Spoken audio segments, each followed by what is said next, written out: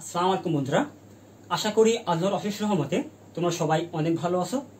আমরা অলরেডি আমাদের previous lecture ভিডিওটিতে ফিজিক্স 1 এর গতি এবং গতির সমীকরণ অর্থাৎ অধ্যায় 2 এ বেসিক যে ফর্মুলাগুলো এগুলো কিভাবে প্রতিপাদন করতে হয় বা রূপান্তর করতে হয় সেগুলো কিন্তু তোমাদেরকে আমরা শেখানোর চেষ্টা করছি। আজকে আমরা এই অধ্যায়ে যে ম্যাথ প্রবলেমগুলো আছে এগুলো সলভ করার চেষ্টা করব। তো এর মধ্যে অতি একটা গুরুত্বপূর্ণ ম্যাথ প্রবলেম যেটা তোমরা ক্লাস 9-10 করে আসছো এবং যখন তোমরা ডুয়েট অ্যাডমিশনে যাবে তখনও এই সেম প্রবলেমটি তোমাদের করতে হবে। ডুয়েট অ্যাডমিশনে গেলেও এই সেম প্রবলেমটাই করতে হবে। তো তার মানে এই অঙ্কটি অবশ্যই তোমাদের জন্য ইম্পর্টেন্ট। আশা করি তোমরা খুব গুরুত্ব সহকারে এই অঙ্কটি বোঝার চেষ্টা করবা। যাদের ডুয়েটে যাওয়ার ইচ্ছা আছে তাদের জন্য কিন্তু এই অঙ্কটি অবশ্যই ইম্পর্টেন্ট। আচ্ছা দেখো, এখানে কি বলা হচ্ছে, একটি লক্ষ্যস্থলে গুলি ছোড়া হলো, 3 ইঞ্চি ভেদ করার পর গুলিটির বেগ অর্ধেক হয়ে গেল, গুলিটি আর কত দূর ভেদ করে যাবে। এই অঙ্কটি করার আগে তোমাদেরকে আমি একটি কমন কথা বলি, যে কথাটা আমি প্রতিটা অঙ্ক করার ক্ষেত্রে বলবো। আমাদের এই অঙ্কগুলো করার ক্ষেত্রে গতি এবং গতির সমীকরণ এই অধ্যায়টির অঙ্কগুলো করার ক্ষেত্রে এখানে ডুয়েট অ্যাডমিশনে হোক বা পলিটেকনিকে হোক, এই অঙ্কগুলো করার ক্ষেত্রে তোমাদেরকে যদি কোনো একটা জিনিস বের করতে বলা হয়, যে কোনো একটা জিনিস হতে পারে ত্বরণ, হতে পারে সময়, হতে পারে সরণ, হতে পারে আদিবেগ, হতে পারে সেই বেগ, যেটাই বের করতে বলুক না কেন তুমি আগে দেখবে যে তুমি 3টা জিনিস জানো কিনা। যেমন দেখো এখানে কয়টা জিনিস আছে, সেই বেগ, আদিবেগ, ত্বরণ, সময়, 4টা জিনিস আছে। তোমাকে দেখতে হবে তুমি 3টা জিনিস জানো কিনা। 3টা জিনিস জানলেই তবে তুমি অপর জিনিসটি বের করতে পারবা। ইউটি প্লাস হাফ ইটি স্কয়ার, এখানে 4টা জিনিস আছে, সরণ, আদিবেগ, সময় আর ত্বরণ। এই 4টার মধ্যে যদি তুমি 3টা জিনিস জানো তবেই তুমি অপরটি বের করতে পারবা। তো তোমাকে এই কথাটি অবশ্যই মাথায় রাখতে হবে, যে কোনো অঙ্ক করার ক্ষেত্রে তুমি প্রথমেই দেখবা যে তুমি 3টা জিনিস জানো কিনা। 3টা জিনিস জানলে তুমি অপর একটি মান বের করতে পারবা। আর যদি তুমি দেখো যে কোথাও থেকে তোমাকে একটা জিনিস বের করতে বলা হয়েছে কিন্তু ওই জায়গাটা তুমি 3টা জিনিস জানো না, তার মানে তোমাকে বুঝতে হবে যেহেতু তুমি ওই জায়গাটা 3টা জিনিস জানো না, ওই জিনিসটি বের করা তোমার দ্বারা অসম্ভব। এই জন্য তুমি কি করবা, অপর আরো একটি জায়গা দেওয়া থাকবে, যেই জায়গা থেকে তোমাকে আরেকটি মান বের করে নিয়ে এসে এই জায়গাতে ব্যবহার করতে হবে। তো আমি যে কথাগুলো বললাম এখন অঙ্ক দেখলে তোমাদের এই কথাগুলো আরো স্পষ্ট হবে। দেখো এখানে আমরা ধরে নিলাম যে এখানে একটা মানুষ দাঁড়ায় আছে, ঠিক আছে। তো এই মানুষটা এখান থেকে গুলি ছুটছে। তো এখানে একটা লক্ষ্য বস্তু আছে।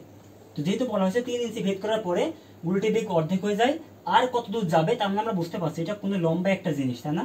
এমন মোটা ছোট একটা জিনিস। আর একটু বড় করি তাহলে আমাদের অঙ্কন করতে সুবিধা হবে। আচ্ছা, এই জিনিসটাকে আমি কি করছি, এখান থেকে গুলি করলাম, ঠিক আছে। তো আমি ধরে নিচ্ছি এখান থেকে আমি গুলিটা করছি, গুলির যে বেগ এটা হচ্ছে ইউ। তো গুলিটা এখানে আসবে, সেখানে লাগবে, লাগার পর এখানে বেগ কি কমবে বলো তো? প্রথমে লাগার আগ পর্যন্ত ঠিক এখানে এসে কিন্তু বেগটা আমার কমবে না, কারণ যখন গুলি করা হয় ধরে নেওয়া হয় গুলির বেগটা হচ্ছে সমবেগ, গুলির বেগ কমে না যতক্ষণ না পর্যন্ত লক্ষ্য বস্তুকে আঘাত করে, ততক্ষণ পর্যন্ত গুলির বেগ কমে না, সমবেগই থাকে, একই বেগ থাকে। তাহলে যেহেতু এখান থেকে ইউ বেগে ছেড়েছি তার মানে এখানে এসেও গুলির বেগটা কত, ইউ। আচ্ছা, এরপর আমাকে কি তথ্য দেওয়া হয়েছে দেখো, 3 ইঞ্চি ভেদ করার পর গুলিটির বেগ অর্ধেক হয়ে গেল। তো গুলিটি কি করতে শুরু করছে, এখান থেকে ভেদ করা শুরু করছে এটাকে। তো ভেদ করতে করতে করতে করতে ধরো যে এই পর্যন্ত চলে আসছে, আসার পরে এর বেগ হয়ে গেছে অর্ধেক। আগে ছিল কত, ইউ, এখন হয়ে গেছে কত, ইউ ভাগ 2। আগে ছিল আদি বেগ ছিল ইউ, আর এখানকার সেই বেগ হয়ে গেল কি, ইউ ভাগ 2। তার মানে আমরা এটুকুর জন্য লিখতে পারি, এটুকু হচ্ছে সেই বেগ। কোনটুকুর জন্য, সেই বেগটা কিন্তু এইটুকুর জন্য। এখন আমরা পরবর্তীতে যাইনি, এইটুকুর জন্য সেই বেগ কত, ইউ ভাগ 2। তো কতটুকু ভেদ করছে, 3 ইঞ্চি ভেদ করেছে। কতটুকু ভেদ করেছে, 3 ইঞ্চি ভেদ করেছে। এটুকু আমার দেওয়া আছে। এরপর আমাকে কি বলা হচ্ছে দেখো, গুলটি আর কত দূর ভেদ করে যাবে। তো আমরা ধরে নিলাম গুলিটি এখান থেকে এই পর্যন্ত আসবে, ঠিক আছে, এই শেষ মাথা পর্যন্ত। তো মাঝখানে কোনো একটা বিন্দু তোমরা নিতে পারো, একই কথা। আমরা ধরে নিলাম গুলিটি আর এই পর্যন্ত যাবে, ঠিক আছে। তাহলে দেখো আমরা ধরে নিলাম গুলিটি এই পর্যন্ত আসবে, তার মানে আমাকে এই যে কতটুকু যাবে, এই যে এখান থেকে এই পর্যন্ত যে সরণটি, এটুকু আমাকে বের করতে হবে। তো দেখো গুলিটি যদি এই পর্যন্ত আসে, এরপরে গুলি যদি না যায়, তার মানে কি হয়েছে বলতো, আসলে কাহিনী ঘটেছে, এখানে এসে গুলির বেগটা শূন্য হয়ে গেছে। তো এখানে এসে গুলির বেগটা কি হয়ে গেছে, শূন্য হয়ে গেছে। কারণ গুলির বেগ যদি এখানে সে শূন্য নাই হতো তাহলে গুলিটি তো আরো একটু যাইতো, আরো যেত না, আরো কিন্তু সামনের দিকে যেত যে গুলির বেগ থাকতো, তার মানে এখানে এসে কিন্তু গুলির বেগটা শূন্য হয়ে গেছে। তাহলে দেখো এখানে আমরা দুইটা অংশ পাচ্ছি, কিন্তু আমাকে এই অংশে এই এস নির্ণয় করতে হবে। তো আমরা দেখো আমরা এই অংশ নেই, যদি এখন আমরা একটু বিশ্লেষণ করি, তো দেখো এই অংশের আমরা কি কি জানি বলতো? এই অংশটুকুর জন্য এটুকু, আগেরটুকু কল্পনা থেকে বাদ দিয়ে দাও, এটুকুর জন্য কি কি জানো? আদিবেগ জানো। এটা হচ্ছে এটুকুর জন্য শেষ বেগ, কিন্তু এটাই কিন্তু আবার এটুকুর জন্য আদিবেগ, কারণ আমরা এখান থেকে যখন কল্পনা করছি তখন এটা আমার আদিবেগ, এটা আমার শেষ বেগ। তাহলে আদিবেগ কত বলতো? ইউ ভাগ 2। তার মানে এটুকুর জন্য আদিবেগ হচ্ছে ইউ ভাগ 2। আর এটুকুর জন্য সেই বেগ কত বলতো? এটুকুর জন্য সেই বেগ হচ্ছে 0। আর আমাকে এই সরণটা নির্ণয় করতে হবে। তো দেখো যেহেতু আমাদের এখানে আদিবেগ শেষ বেগ, এখানেও আদিবেগ শেষ বেগ আছে, এই জন্য আমরা এগুলোকে একটু আলাদা করার চেষ্টা করবো, মানে প্রতীক দ্বারা আলাদা করার চেষ্টা করবো। তো আমরা ধরে নিলাম এটা হচ্ছে আমাদের ইউ, এটা হচ্ছে ইউ ভাগ 2। তো এটাকে আমি ধরলাম V1, ঠিক আছে? V1টা হচ্ছে ইউ ভাগ 2। আর এটুকুর জন্য V1টা হচ্ছে আদিবেগ, ঠিক আছে? এখানে এসে আবার V1টাই কিন্তু আদিবেগ। আচ্ছা তোমরা বুঝে নাও যেটা আদিবেগ, আমাদের নতুন ভাবে প্রকাশ করলাম না। এখানে এটুকুর জন্য এটা হচ্ছে শেষ বেগ, আর এটুকুর জন্য এটা হচ্ছে আদিবেগ। এটা আসলে বুঝতে পারছো যে এটুকুর জন্য সেই বেগ হচ্ছে ইউ ভাগ 2, আর এটুকুর জন্য আদিবেগ হচ্ছে ইউ ভাগ 2, আর এটুকুর জন্য সেই বেগ হচ্ছে 0। আর আমাকে নির্ণয় করতে হবে এটুকুর সরণ। তো দেখো এটুকুর জন্য আমাদেরকে যদি সরণ নির্ণয় করতে হয়, আমি তোমাদেরকে বলেছিলাম আমাদেরকে যাই নির্ণয় করতে বলুক আমাদেরকে জানতে হবে তিনটা জিনিস। কিন্তু আমরা জানি কয়টা জিনিস? একটা দুইটা, জাস্ট আদিবেগ জানি ইউ ভাগ 2, আর সেই বেগ জানি v = 0। দুইটা জিনিস জানি। তো দুইটা জিনিস জানলে আমাদের অঙ্ক করা কখনোই পসিবল না। আমাদেরকে জানতে হবে কয়টা জিনিস? তিনটা জিনিস। তাহলে আমাদের কি করতে হবে? আরেকটা জিনিস অন্য কোথা থেকে বের করে নিয়ে আসতে হবে। সেই অন্য কোথাও কোন জায়গাটা? এই যে এই জায়গাটা। তো আমরা কি আসলেই এখান থেকে আরেকটা জিনিস বের করতে পারবো? সেটা আমরা দেখবো, বের করতে পারবো কিনা। তার জন্য আমাদেরকে দেখতে হবে যে এখানকার আমাদের তিনটা জিনিস জানা আছে কিনা। তো যখন এখানে চলে আসলাম তখন দেখছি যে এখানকার আমার আদিবেগ জানা একটা জিনিস, দূরত্ব কতটুকু জানা দুইটা জিনিস, সেই বেগ কত জানা তিনটা জিনিস। তার মানে দেখো এটুকু যখন আসলাম তখন কিন্তু আমার তিনটা জিনিস জানা। তার মানে আমি এখান থেকে আরেকটি জিনিস বের করে এখানে সেটাকে কাজে লাগাতে পারবো। তো এখানকার আর এখানকার এদের মধ্যে কমন কি জিনিস আছে বলো? তার একটা কি জিনিস কমন আছে? ত্বরণটা কমন আছে। ত্বরণ না তো আসলে এখানে মন্দন, কারণ বেগ বৃদ্ধি হারটা কমছে। আমরা জানি বেগ বৃদ্ধি হার বেগের হার কমলে বলি মন্দন, আর বেগের হার বাড়লে বলি ত্বরণ। তাহলে এখানে যদি বেগের হার কমছে আমরা এটাকে বলছি মন্দন। তার মানে এখান থেকে আমরা ত্বরণটা বের করে ফেলবো। এখান থেকে আমরা ত্বরণ যে আমাদের এটা আমরা বের করে ফেলবো, কারণ এখানেও ত্বরণ যা মন্দন যা, এখানেও কিন্তু আমাদের মন্দন তাই। তো তাহলে আমরা যদি এখান থেকে এই মন্দনটা বের করতে পারি এবং এটা যদি আমরা এখানে ব্যবহার করি, তাহলে আমাদের তিনটা জিনিসের মান জানা হয়ে যাবে। তো আমরা খুব সহজেই সরণটি নির্ণয় করে ফেলতে পারবো। তো আসলে তোমরা বুঝতে পেরেছো যে এখান থেকে আমরা কেন ত্বরণটি নির্ণয় করব। আমাদেরকে সর্বদা বুঝতে হবে আমরা কেন নির্ণয় করব এবং কিভাবে নির্ণয় করব। আমাদেরকে সবার আগে প্রশ্ন করতে হবে কেন নির্ণয় করব। তো আমরা জানতে পারলাম এখান থেকে ত্বরণ কেন নির্ণয় করতে হবে, কারণ আমাদের জানা দুইটা জিনিস, কিন্তু আমার লাগবে তিনটা জিনিস জানা সর্বদাই। এই জন্য আমরা এখান থেকে ত্বরণটি নির্ণয় করে ফেলবো। তো আমরা এখন চেষ্টা করি এখান থেকে ত্বরণ নির্ণয় করার। তো দেখো এখান থেকে আমরা কয়টা জিনিস জানি? তিনটা জিনিস। কি কি জানতাম? আদিবেগ জানতাম, সেই বেগ জানতাম, আর সরণ জানতাম। তো এই তিনটা জিনিস এবং ত্বরণ আছে আমার কোন সূত্রে? দেখো এই সূত্রে আছে। এই যে আদিবেগ, সেই বেগ, সরণ এবং ত্বরণ এই সূত্রে আছে। এই জন্য আমরা এই সূত্র ব্যবহার করব। আমরা এই সূত্র ব্যবহার করছি না কেন? কারণ এই সূত্রে আছে সময় আমাদের জানা নেই। আর এই সূত্রে যেগুলো আছে সবগুলো আমাদের জানা, শুধুমাত্র ত্বরণ জানা নেই। এই জন্য আমরা এই সূত্র থেকে সহজেই ত্বরণ বের করতে পারবো। আমরা সূত্রটি বসিয়ে এখন আমরা এই সূত্রটি ব্যবহার করব যে v² = a² প্লাস 2as। কিন্তু এখানে কাহিনীকে দেখো, এখানে কিন্তু প্লাস কখন ব্যবহার করি? যদি ত্বরণ হয়। এখানে কিন্তু ত্বরণ না, এখানে কি মন্দন। এই জন্য আমরা কি ব্যবহার করব? মাইনাস ব্যবহার করব। v² = a² minus 2as। এখন তোমাদের অনেকের প্রশ্ন থাকতে পারে যে আমরা এখানে কি প্লাস ব্যবহার করলে হবে না অঙ্ক? হ্যাঁ, যদি তোমরা প্লাস ব্যবহার করো, মন্দনের ক্ষেত্রে যদি প্লাস ব্যবহার করো তবু অঙ্ক হবে, অ্যান্সার সেম আসবে। জাস্ট যদি প্লাস ব্যবহার করো তাহলে অ্যান্সারটা আসবে নেগেটিভ চিহ্ন যুক্ত, কারণ এটা যেহেতু মন্দন এই জন্য নেগেটিভ আসবে। মনে করি এর মান পেলাম আমরা, যদি মাইনাস ব্যবহার করে 5, যদি আমরা এখানে প্লাস ব্যবহার করতাম তাহলে পাইতাম -5। বুঝছো? আচ্ছা দেখো তাহলে আমরা এখন বের করি। তাহলে ভি এর মান কত? ভি বলতে কোনটুকু আমরা করছি? আমরা এইটুকু থেকে করছি, তাই না? এইটুকুর কাজ করছি। তাহলে এইটুকু সেই বেগ কোনটা? এইটুকু সেই বেগ কোনটা? এইটা। তাহলে সেই বেগ কত আমার? u ভাগ 2। তাহলে আমরা ভি এর মান যদি বসিয়ে দিই u ভাগ 2, তাহলে ভি হচ্ছে আমার u ভাগ 2। এর উপরে ছিল কি square equal two u² minus 2as। S কতটুকু এখান থেকে এটুকু 3 ইঞ্চি, তাহলে 3।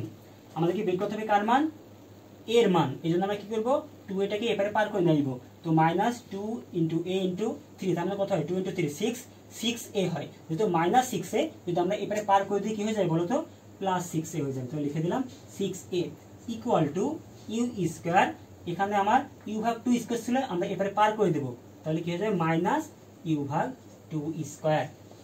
আচ্ছা, আমরা এখন বের করবো এর মান। তাহলে এই ইকুয়াল আমরা কি লিখতে পারি, এই যে এটা এপারে গুণাকারে আছে, তার মানে এপারে গেলে কি হয়ে যাবে, ভাগ হয়ে যাবে। তো ভাগ 6 করে দিলাম, আর উপরে আমার কি ছিল, হয়েছিল ইউ স্কয়ার মাইনাস ইউ ভাগ 2 স্কয়ার, তার মানে কি লিখতে পারি, ইউ স্কয়ার ভাগ 4 লিখতে পারি। আচ্ছা, এখন আমরা জাস্ট কি করব, ক্যালকুলেশন করে ফেলবো। যদি ক্যালকুলেশন করি তাহলে a ইকুয়াল টু কি পাচ্ছি, ইউ স্কয়ার, সরি আমরা এখানে কি করতে পারি, এখন লসাগু করতে পারি। লসাগু কত হবে বলো তো, 4 হচ্ছে লসাগু, তাহলে 4 লিখে ফেললাম, 4 হচ্ছে আমার লসাগু। তাহলে এখানে আমার কি হচ্ছে 4u স্কয়ার, যেহেতু এর নিচে কিছু নেই মানে 1 আছে, 1 দ্বারা 4 কে ভাগ করলাম 4 হলো, 4 দিয়ে ইউ স্কয়ার গুণ করলাম 4u square minus u square divided by 6। যদি আমরা আরো একটু ক্যালকুলেশন করি তাহলে a ইকুয়াল টু উপরে আমার হচ্ছে কত, 4u square minus u square, অর্থাৎ 3u স্কয়ার ডিভাইডেড বাই কত আছে 4, এবং অল ডিভাইডেড বাই কত 6। তাহলে এটা যদি আমরা একটু সাজিয়ে লিখি তাহলে a square equal to 3u square divided by 4 into 6, যেহেতু ভাগ 6 যদি আমি গুণ করে দিই তাহলে কি হয়ে যাবে, 6 এর কিছু নেই মানে কি আছে বলো তো, 1 আছে না, তাহলে কি হয়ে যাবে, এটা 1 ভাগ 6 হয়ে যাবে। তো আমরা যদি এখন 3 এবং 6 কাটাকাটি করি তাহলে কি হয়ে যাবে, 2 হবে। তাহলে এখন আমরা পাচ্ছি a equal to u square divided by 4 দুগুণে 8 অর্থাৎ 8। তার মানে দেখো আমরা কিন্তু মন্দনটি পেয়ে গেছি, আমরা মন্দন পেয়ে গেলাম যে a স্কয়ার ইকুয়াল টু হবে ইউ স্কয়ার ভাগ 8। তাহলে যদি এখানকার মন্দন আমরা পেয়ে গেছি এখন যে ইউ স্কয়ার ভাগ 8, তার মানে আমরা বলতে পারি এখানকার মন্দনটি হবে কত, ইউ স্কয়ার ভাগ 8। তাহলে এখন কিন্তু দেখো আমরা এই অঙ্কটির জন্য 3টা মান জেনে গেছি। কি কি জানি আমরা, আদি বেগ জানি ইউ ভাগ 2, সেই বেগ জানি 0, মন্দন জানি ইউ স্কয়ার ভাগ 8, আমাদেরকে সরল নির্ণয় করতে হবে। তো তাহলে আমাদেরকে আবারও কোন সূত্র ব্যবহার করতে হবে, অবশ্যই এই সূত্রটি ব্যবহার করতে হবে, কারণ এই সূত্রে আমরা সেই বেগ জানি 0, আদি বেগ জানি ইউ ভাগ 2, ত্বরণ জানলাম ইউ স্কয়ার ভাগ 8, এবং আমাকে সরণটি নির্ণয় করতে হবে। তো আমি আবারও এই সূত্রটি উঠাবো, আমরা আবারও লিখবো যে আমরা জানি v square equal to u square plus 2as। তাহলে দেখো v square equal to u square plus 2as হয়, আমরা দেখতে পাচ্ছি এখানে আমাদের ভিটা আছে কত 0, তাহলে বসিয়ে দিলাম 0 ইকুয়াল টু আদিবেগ কত এটুকুর জন্য ইউ ভাগ 2। আমাদেরকে শব্দগুলো লক্ষ্য রাখতে হবে যে আমরা কোনটুকুর জন্য কাজ করছি, আমরা কি আগের টুকুর জন্য কাজ করছি নাকি পরের টুকুর জন্য কাজ করছি, এখন কাজ করছি পরের টুকুর জন্য, তাই ইউ ভাগ 2। এর উপরে ছিল কি স্কয়ার, দিলাম স্কয়ার প্লাস 2 ইন্টু এর মান কত, এর মান হচ্ছে ইউ স্কয়ার ভাগ 8 ইন্টু এস আমাকে নির্ণয় করতে হবে, তাই এস রেখে দিলাম। আচ্ছা, আবারও দেখো যেহেতু এটা মন্দন এই জন্য আমরা কি করবো, এখানে মাইনাস সূত্র ব্যবহার করবো। আমি আবারও বলি মাইনাস ব্যবহার না করলে কোনো সমস্যা নেই, জাস্ট অ্যান্সারটি প্লাস মাইনাসে চেঞ্জ আসবে, তাছাড়া কোনো সমস্যা নেই। তাহলে আমি এখানে 2 এবং এই যদি কাটি তাহলে পাচ্ছি কত 4। তাহলে যদি আমি এপারে পার করে দিই এটাকে তাহলে কি পাচ্ছি, ইউ স্কয়ার ভাগ 4 ইন্টু এস, যেহেতু মাইনাস আছে তাই প্লাস হয়ে যাবে। তাহলে আমরা কি পাচ্ছি, ইউ স্কয়ার ভাগ 4 ইন্টু এস ইকুয়াল টু, এরপরে আমরা রেখে দিলাম ইউ স্কয়ার ভাগ 4 কে, ইউ ভাগ 2 স্কয়ার, তার মানে হচ্ছে কি ইউ কে স্কয়ার করলে হবে ইউ স্কয়ার, আর 2 কে স্কয়ার করলে হবে কি 4। আচ্ছা, তাহলে আমরা আমাদের লেফট হ্যান্ড সাইডে থাকছে কি ইউ স্কয়ার ভাগ 4 ইন্টু এক্স, আর রাইট হ্যান্ড সাইডে থাকছে কি ইউ স্কয়ার ভাগ 4, ইউ স্কয়ার ভাগ 4। তাহলে আমরা কি করতে পারি, এই যে ইউ স্কয়ার ভাগ 4, ইউ স্কয়ার ভাগ 4 কেটে দিতে পারি, তার মানে এই পাশে আমার থাকছে কি জাস্ট 1। তাহলে আমরা লিখতে পারি অতএব h ইকুয়াল টু 1।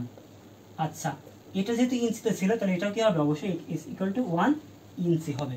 তাহলে দেখো যে অঙ্কটি কিন্তু অনেক ইজি। তার মানে তোমাদেরকে এটা মনে রাখতে হবে, মেইন কথা যে গতি এবং গতির সমীকরণ অধ্যায়টা অঙ্কগুলো করতে হলে তোমাদেরকে জানতে হবে 3টা মান। যদি 3টা মান না জানো দেখবা কোথায় থেকে আরেকটি মান বের করে নিয়ে এসে 3টি মান বোঝানো যায়। যেমন এখানে আমাদেরকে এই দুটো নির্ণয় করতে বলা হয়েছে, কিন্তু আমরা এই আদি বেগ জানি ইউ ভাগ 2, সেই বেগ জানি 0, কিন্তু আমরা ত্বরণ না জানা থাকার কারণে আমরা দ্রুত নির্ণয় করতে পারছিলাম না। এই জন্য আমরা কি করলাম, এইটুকু সাহায্য নিলাম। এটুকুতে আমাদের 3টা জিনিস দেওয়া ছিল, যে আদি বেগ দেওয়া ছিল যেটা আমরা ধরে নিয়েছিলাম, আর সেই বেগ বলেছিল এর অর্ধেক, মানে এখানে বলা হয়েছিল 3 ইঞ্চি বেগ করার পরে বেগ অর্ধেক হয়ে যাবে, তাহলে সেই বেগ হয়ে যাচ্ছে ইউ ভাগ 2, এটুকুর জন্য সেই বেগ, পুরোটার জন্য না কিন্তু। ইউ ভাগ 2 আর সমান হচ্ছে 3 ইঞ্চি। তো এখান থেকে আমরা মন্দন বের করে ফেললাম, এবং এটা আমরা এখানে ব্যবহার করে এখান থেকে আমরা সরণটি বের করতে সক্ষম হলাম। আশা করি তোমরা বুঝতে পেরেছো। তো আমার ভিডিও লেকচার যদি তোমাদের ভালো লেগে থাকে তো অবশ্যই আমার চ্যানেলকে সাবস্ক্রাইব করবে। তো আমি দেখেছি তোমরা অনেকেই আমার ভিডিওটি রেগুলার দেখো, কিন্তু তারপরেও লাইক কমেন্ট করতে চাও না, বন্ধুদের সঙ্গে শেয়ার করতে চাও না। এক্ষেত্রে আমার চ্যানেলের র্যাঙ্ক কিন্তু ধীরে ধীরে ডাউন হয়ে যাচ্ছে। আর অনেকেই বোঝো না যে আসলে একটি চ্যানেল দেখতে হলে সেটা নোটিফিকেশন বাটনটি চালু রাখতে হয়, তবেই তোমরা আমার ভিডিওগুলো সবার আগে আগে পাবে। এই জন্য আমি চাইবো তোমরা আমার চ্যানেলে নোটিফিকেশন বাটনটি অবশ্যই চালু রাখো। তো আমি আমার পরবর্তী লেকচার ভিডিওগুলোতে অধ্যায়ের বাকি যে ম্যাথ প্রবলেমগুলো আছে এগুলো পর্যায়ক্রমে সলভ করার চেষ্টা করবো। এতক্ষণ আমার সঙ্গে থাকার জন্য ধন্যবাদ। আল্লাহ হাফিজ।